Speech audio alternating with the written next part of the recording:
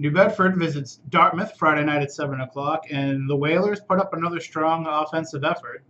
But I wonder a little bit, they've had some trouble keeping teams from putting points on the board. I know they held Barnstable to a goose egg, but Yeah. they've had some problems, holding the other team back, and I think that will really come into play against the Indians. Well, last week Dartmouth, went up to Bridgewater Raynham. It was the OCL opener for both teams, and turnovers just really killed the Indians last week. They only were able to score once in that game. It was a Chris Martin touchdown. He's been kind of the workhorse for them all season this year. All season this year, yeah, that's the same thing. All this season. Yeah. But turnovers, I think they had 4 turnovers in that game. 2 of them led to Bridgewater Raynham touchdowns. Bridgewater Raynham only scored 3 touchdowns in that game, and I know going into that matchup, Rick White said to me, we need to score 3 touchdowns if we're going to have a shot at beating Bridgewater Raynham.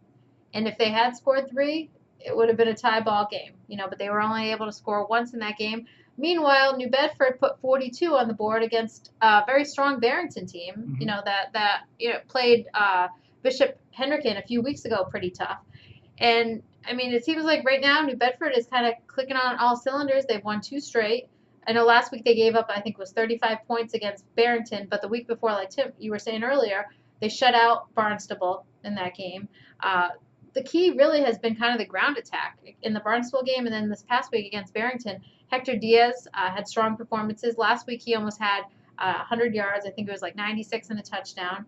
And then Chandler DeBross, what more can we say about him? He's finally, I know against Barnstable he struggled a little bit. The ball was a little slippery in that game. He didn't have the throwing performance that he's had earlier this season. But this last week against Barrington, he had 16 passes for 274 yards, and he had 2 touchdowns. And I didn't start him on my fantasy team. I went with Cole Bernier. Oh, come on. Well, that was a good choice. I tried to put Cole Bernier in at running back, but it wouldn't work. How did you get all these? Wide receiver. How did you get all these great quarterbacks? So I was the only one in my draft.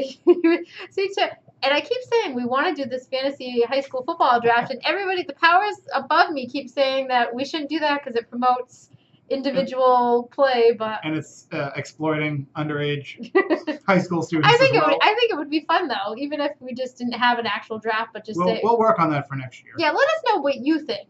Let us know on Twitter at @SC_varsity what you think about, keeping track of some of these high school players' fantasy points each week. But Hunter Flugel, he had a pretty big fantasy week for a wide receiver. He had 5 catches for 103 yards and 2 touchdowns. That's not bad. Mm-hmm. I think that would go up there with most receivers, in the NFL. He'd win in my league.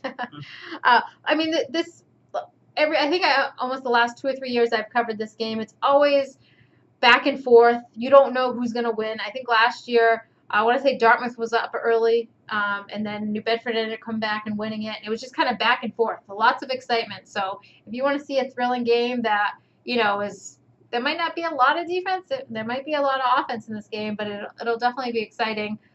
Friday night, and it's going to be at Dartmouth. Last year's game was at New Bedford High, so come on out to D-Town. Close enough that everybody will be there. So. Yes. You can be there too, but if you can't be, you can follow along at SC_varsity on Twitter, or if you are there, you can join in the conversation using the hashtag SCVFootball.